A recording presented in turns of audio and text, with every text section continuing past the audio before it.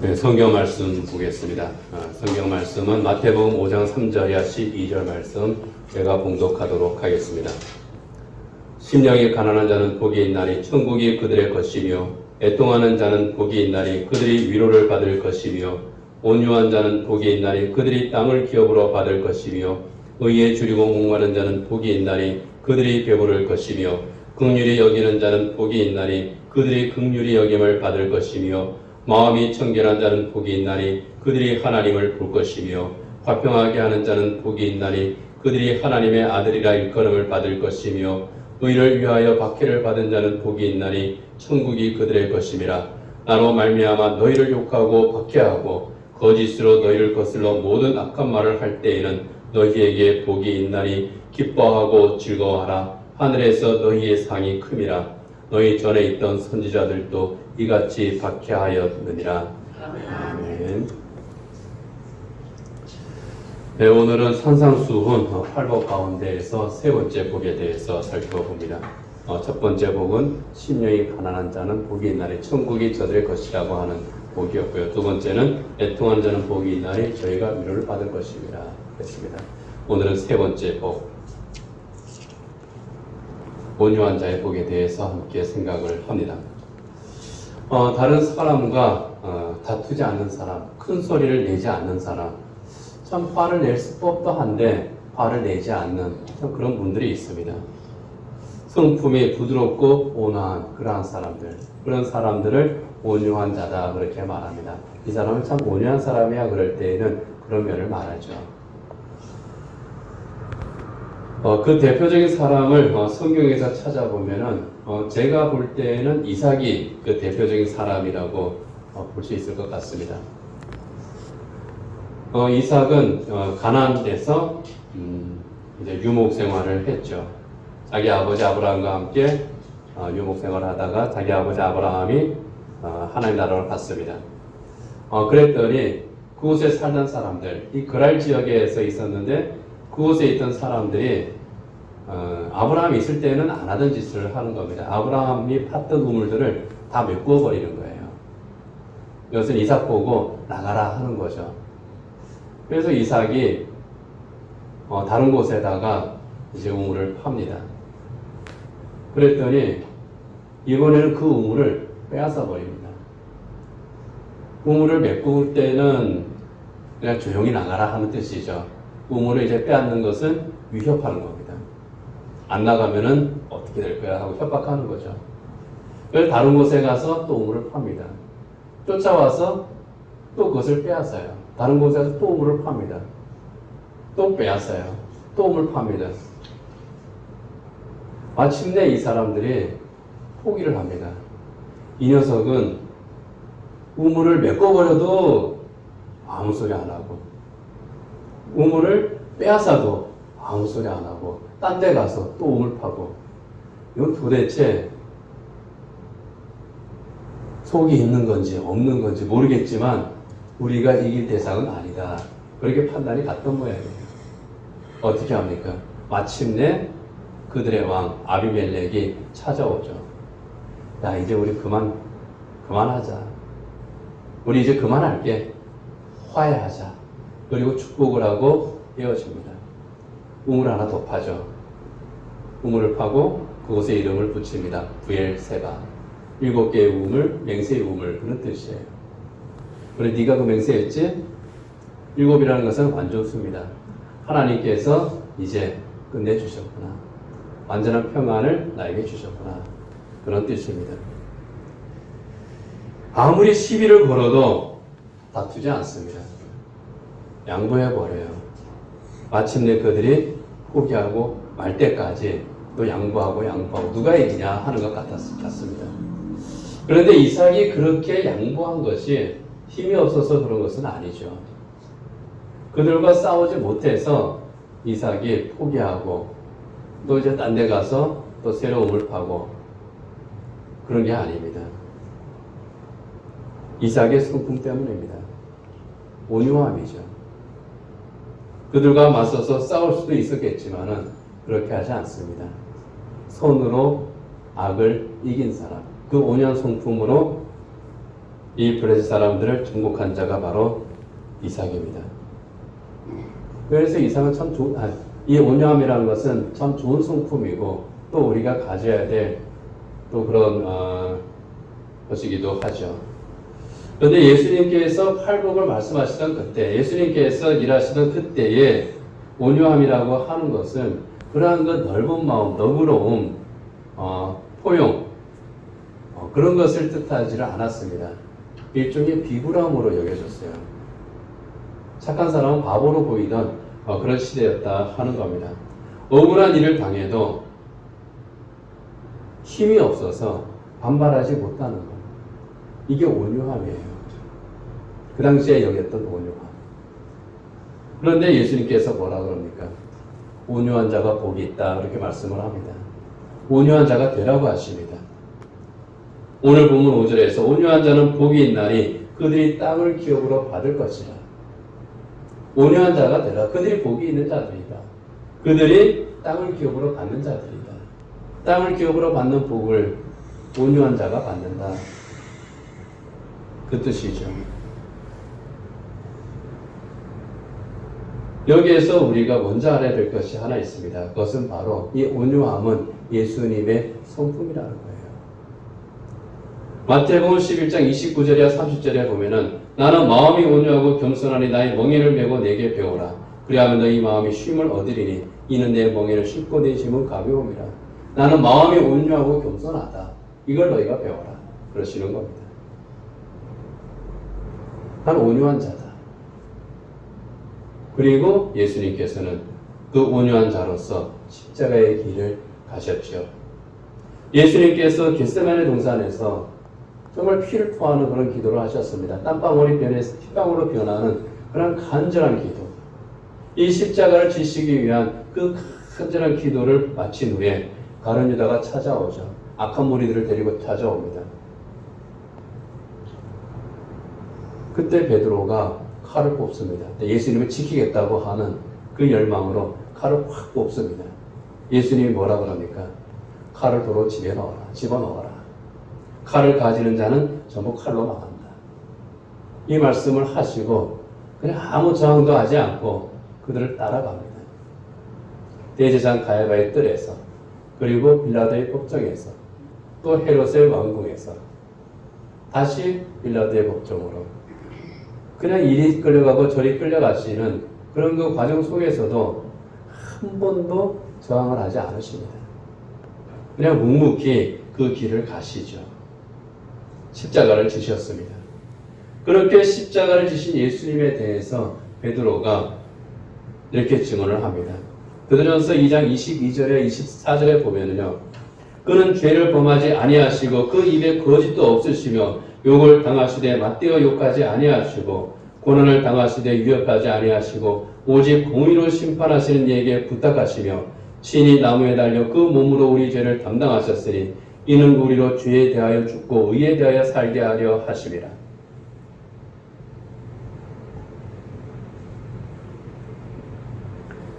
아무 죄도 없으신데, 그 입에 거짓도 없으신데 십자가의 수욕을 당하셨습니다. 그런데 욕하지 않으셨다는 겁니다. 위협하지도 않으셨다는 겁니다. 그저 공의로 심판하시는 분 하나님께 부탁하셨다 하는 거죠. 우리를 죄에 대해서 죽고 의에 대해서 살게 하기 위해서, 구원하기 위해서 우리 하나님 주님께서는 그렇게 하셨다는 겁니다. 불의로 불의를 응징하지 않으셨습니다. 악으로 악을 갚지 않으셨습니다. 오직 공의로 심판하시는 성부 하나님께 부탁만 하셨다는 거죠. 그 부탁이 십자가의 가상치론에 있지 않습니까? 누가복음 23장에 보면은 예수님을 조롱하고 십자가에 못 박은 바로 그 사람들을 보면서 예수님께서 기도하시죠.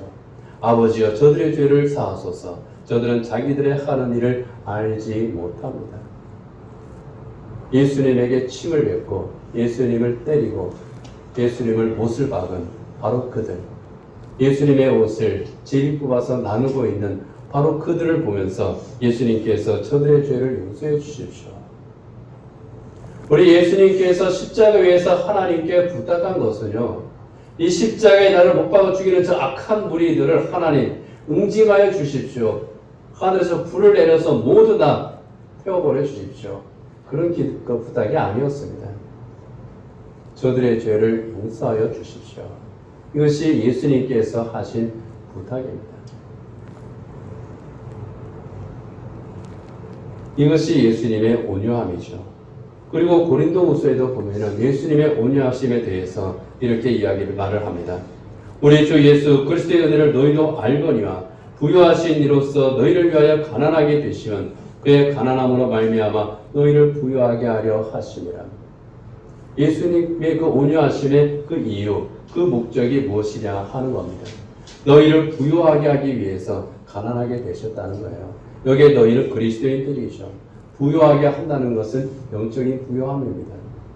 죄에서 구원해서 하나님의 자녀 삼으시고 하나님께서 주시는 그 복을 누릴 수 있도록 하는, 이것이 예수님께서 우리에게 주시는 부유함입니다. 이것은 바로 천국 시민의 복이기 때문에 이 천국 시민의 복을 주기 위해서, 우리에게 천국 시민의 복을 주기 위해서 예수님께서는 낮아지셨고 가난해지셨고 겸손하게 십자가의 길을 가셨고 원수까지 용서를 하신 겁니다. 이것이 예수님의 온유함입니다. 그리고 로마서 15장 3절에 보면은 예수님의 온유하심에 대해서 또 이렇게 말씀합니다. 자기를 기쁘시게 하지 않으셨다는 겁니다. 예수님께서 십자가를 지신 것은 자기를 기쁘게 하기 위해서가 아니라 하나님을 기쁘게 하기 위해서라고 하는 거죠. 하나님의 뜻을 이루기 위해서 모욕을 당하고 고난을 받는 것, 그래서 기꺼이 감수하셨다는 겁니다. 주님께서 고난받으심으로 죄인을 용서하고 구원하시는 하나님의 뜻이 이루어지기 때문에 예수님께서는 고난을 피하지 않으셨고 또 그 원수들을 악하게 대하지 않으셨다는 거예요. 이것이 예수님의 온유함입니다. 자기를 기쁘게 하기 위해서가 아니라, 내가 영광을 받기 위해서가 아니라, 내가 어떤 만족을 얻기 위해서가 아니라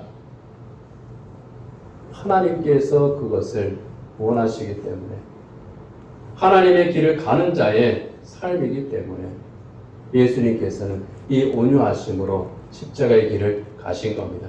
온유함은요, 그렇게 하나님을 바라보는 겁니다. 하나님의 선하시고 기뻐하시고 온전한 뜻이 무엇인지를 구별하는 겁니다. 그것을 늘 살펴보는 거예요. 이것이 내 성품이 되는 겁니다. 그 가운데에서 십자가의 길을 가는 사람들이 온유한 자입니다. 비굴하게 굴종하는 것이 아닙니다. 힘이 없어서 복종하는 게 아닙니다. 싸우고 싶은데 내가 힘이 약하니까 할 수 없이 고개를 숙이는 것이 아닙니다. 싸울 수 있는데, 이길 수 있는데 양보하는 거죠. 다투지 않는 거죠. 왜요? 그것이 하나님의 일을 이루는 것이 아니기 때문에, 하나님의 뜻이 아니기 때문에. 코로나19 사태를 이렇게 우리가 지나가면서 그런 것들을 우리가 하게 됩니다. 어떤 분들은 교회는 지금은 이제 그냥 그 여러 교회에서 또 퍼져가지고 뉴스 때마다 그냥 교회발 코로나19 확진자, 여기에 대해서 우리가 지금 아무 할 말도 할 수가 없게 됐습니다. 그렇지만 불과 한두 달 전만 해도 어떻게 말합니까? 교회에서는 확진자가 나오지 않는데 음식점이나 카페나 술집이나 이런 데서 사람들이 그렇게 많이 바글바글 하는데 왜 교회만 유독 찝어서 뭐라 그러고 차별하느냐, 그런 말들을 많이 했죠. 아닙니다. 교회는 그런 말을 하면 안 됩니다. 때로는 그것이 부당하게 느껴질 수도 있어요. 불합리하게 느껴질 수도 있습니다. 억울할 수도 있습니다. 그렇지만은 이삭의 온유함을 미루어 볼 때, 또 우리 예수님의 온유한 성품으로 볼 때에 이것은 사회적 질서를 위한 그런 요구거든요. 이것은 타당한 요구입니다. 그렇다면은 교회에 좀 더 엄격하게 요구한다고 해도 이것에 대해서 우리가 당신들은 왜 우리 부당한 요구를 하느냐, 싸울 이유가 없다는 겁니다. 우리가 싸워야 될 때는 딱 하나입니다. 신앙의 진리를 지키기 위해서. 그러나 그 싸움조차도 폭력적인 싸움은 하나님의 방법이 아니라는 겁니다. 주기철 목사님이나 손영원 목사님이나 한산도 목사님이나 이러한 분들 폭력으로 싸우지를 않으셨습니다.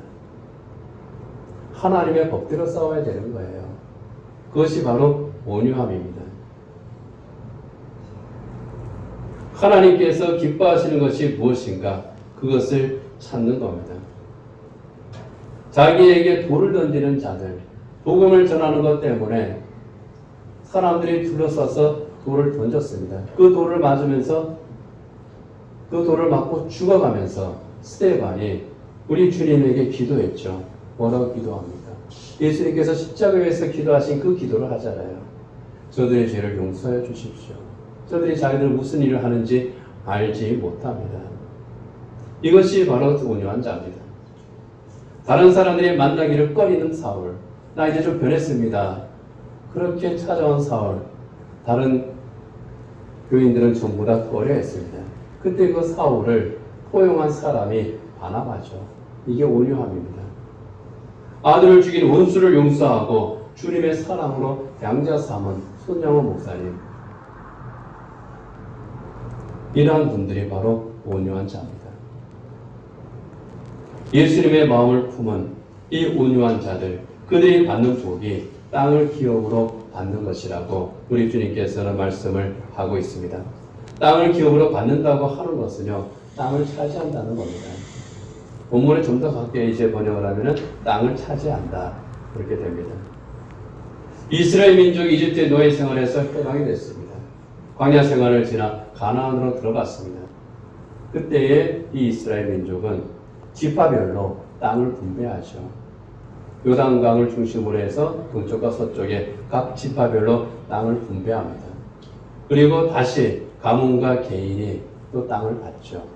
그렇게 받은 땅을 기업이라고 했습니다. 그리고 그 기업은 상속이 되었죠. 함부로 매매할 수도 없었습니다. 예수님께서는 이스라엘 민족이 그렇게 땅을 기업으로 받은 것처럼 하나님께서 온유한 자들에게 땅을 주신다는 겁니다. 그 땅을 기업으로 주실 것을 바라보면서 이스라엘 민족이 가나안 땅으로 들어간 것처럼 그리스도인들 또한 하나님께서 주실 그 땅을 기업으로 주실 그 땅을 바라보면서 또 믿음의 길을 걸어간다는 거예요. 그렇다면 하나님께서 기업으로 주시는 이 땅은 어떤 땅일까 하는 겁니다. 하나님께서 주시는 바로 그 땅, 온유한 자는 복이 있나니 저들이 땅을 기업으로 받을 것이며, 그랬을 때 이 땅이 물질이다, 그렇게 해석하는 분들이 있습니다. 하나님께서 온유한 자들에게 구원받은 자의 영권도 주셨고 이 세상의 물질을 다스리는 물권도 주셨다는 겁니다. 물권을 주셨기 때문에 이 세상에 살 동안 물질적인 풍요를 누리게 하신다는 거예요. 물질적인 풍요를 누리게 하시는 이유는 하나님의 일을 위해서 써야 되는 그런 물질들이 있기 때문에 그 물질들을 많이 가져서 그것을 하나님의 일을 위해서 잘 써야 된다는 겁니다. 그래서 온유한 자에게 하나님께서 땅을 주시고 물질의 복을 주셔서 하나님의 영광을 위해서 잘 사용하게 하신다는 거죠. 하나님의 말씀을 잘 듣고 순종하는 사람은 세계 민족 위에 뛰어나게 하시고 먹을 것에 복을 주시고 원수로부터 승리하게 하시고 무슨 일이든지 형통하게 하시고 복을 주시고 머리가 되고 꼬리가 되지 않게 해주신다는 겁니다. 하나님의 약속이라는 거예요. 그래서 예수 믿는 사람은 이 세상에서 잘 살 수밖에 없다는 겁니다. 얼마나 좋습니까? 그런데 그렇기 때문에 예수님을 잘 믿으라는 겁니다. 하나님의 말씀에 순종하는 온유한 사람이 되라는 겁니다. 이 땅에서 땅을 기업으로 얻어서 오중부흥과 삼중축복의 은혜를 받아야 된다고 말하는 겁니다. 이렇게 설교하는 곳에서는 아멘 하는데 우리 교회에서는 아멘 하는 사람이 하나도 없네요. 자, 참고로 오중복음이 뭐냐 하면은요, 이제 뭐 특정인이나 교회에 대해서 얘기할 필요는 없을 것 같고요. 이 오중복음, 삼중축복을 늘 부르짖는 그런 이들이 있습니다. 구원의 복음, 성령 충만의 복음, 신유의 복음, 축복의 복음, 재림의 복음. 그래서 오중복음입니다. 삼중축복은 잘 아는 거죠. 요한 3서 1장 2절에 있는 말씀. 사랑하는 자 내 영혼 잘된 것 같이 내가 범사에 잘되고 강건하기를 바라노라.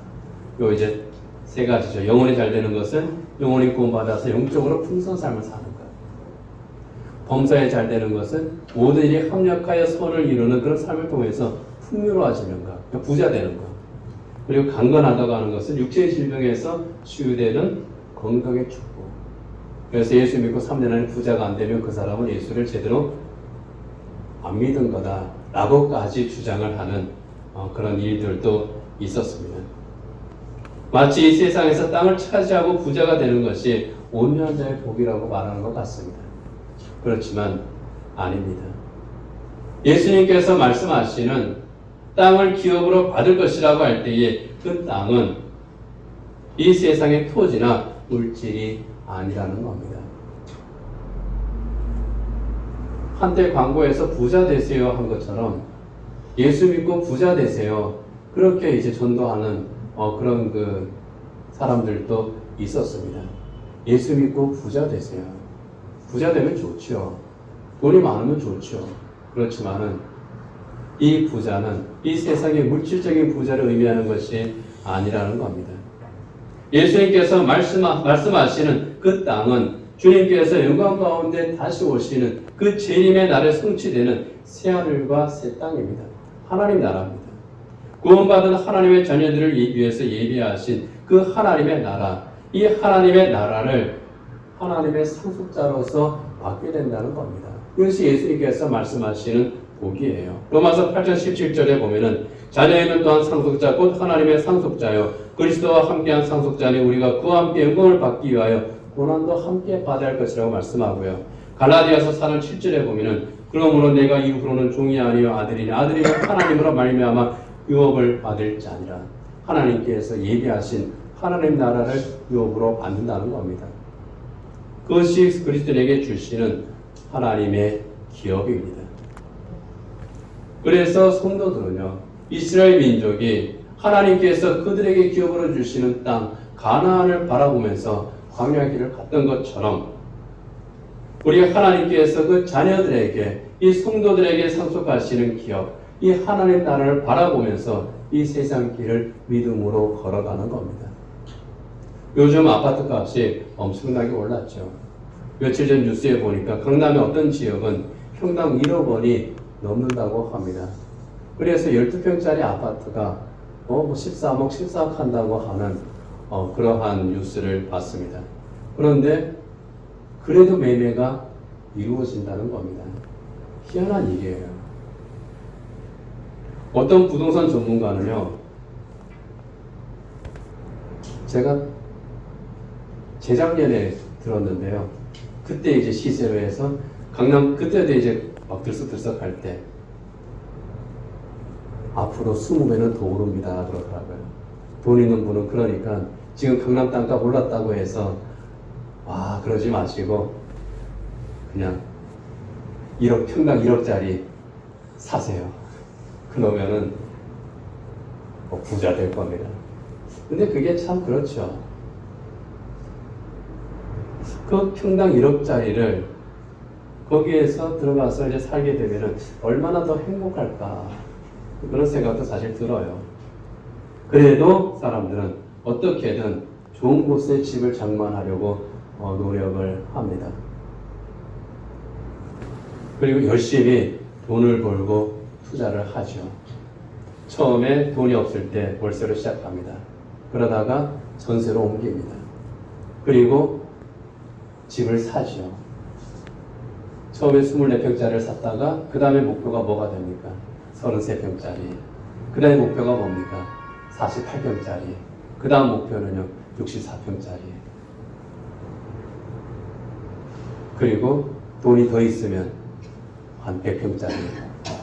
그 다음에 어디로 갑니까? 예전에는 3평 반에 들어갔지만 요새는 가로 세로 80cm 밖에 안 됩니다. 그 아파트에 들어가요. 그러나 그럼에도 불구하고 이것을 살려고, 그리고 장만을 하고 내 것으로 만들고 자녀에게 상속하려고 하고, 그게 인생의 목적인 것처럼 보입니다. 그러나 아무리 좋은 아파트라고 해도, 아무리 넓은 땅을 소유했다고 해도 영원히 소유할 수 있는 것은 아니죠. 정말 영원한 기업은 하나님께서 하나님의 자녀들에게 유업으로 주기 위해서 하늘에 간직하신 하나님의 나라입니다. 바로 그 땅이에요. 베드로전서 1장 3절이나 4절에 보면은 이렇게 말씀합니다. 우리 주 예수 그리스도의 아버지 하나님을 찬송하리로다. 그의 많으신 긍휼대로 예수 그리스도를 죽은 자 가운데서 부활하게 하심으로 말미암아 우리를 거듭나게 하사 산 소망이 있게 하시며 썩지 않고 더럽지 않고 쇠하지 아니하는 유업을 있게 하시나니 곧 너희를 위하여 하늘에 간직하신 것이라. 썩지 않고 더럽지 않고 쇠하지 아니하는 유업이 있는 그곳이 바로 하나님의 나라라는 거예요. 하늘에 간직해 두셨다는 겁니다. 그래서 그리스도인은 이 땅에 소망을 두는 자들이 아니라 저 하나님 나라를 소망하는 자들이죠. 그렇게 살아갑니다.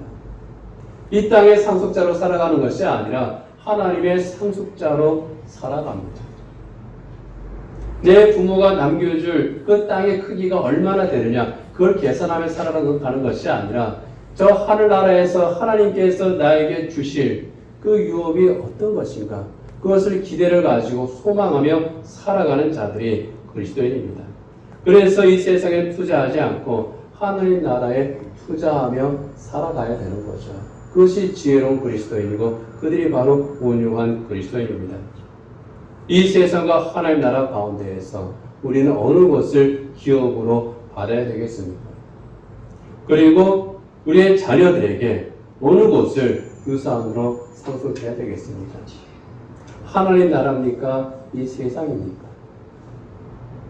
영적인 유산입니까? 물질적인 유산입니까? 정말 귀한 유산은 어떤 겁니까? 믿음의 유산이죠. 그리스도인이 되어서 하나님 나라의 상속자의 권리를 얻었습니다.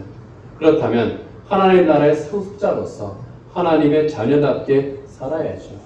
그리고 하나님 나라를 상속받아야죠. 이것이 그리스도의 삶 아니겠습니까? 세상적인 물질적 유산보다 이것이 더 귀한 유산이 아니겠습니까?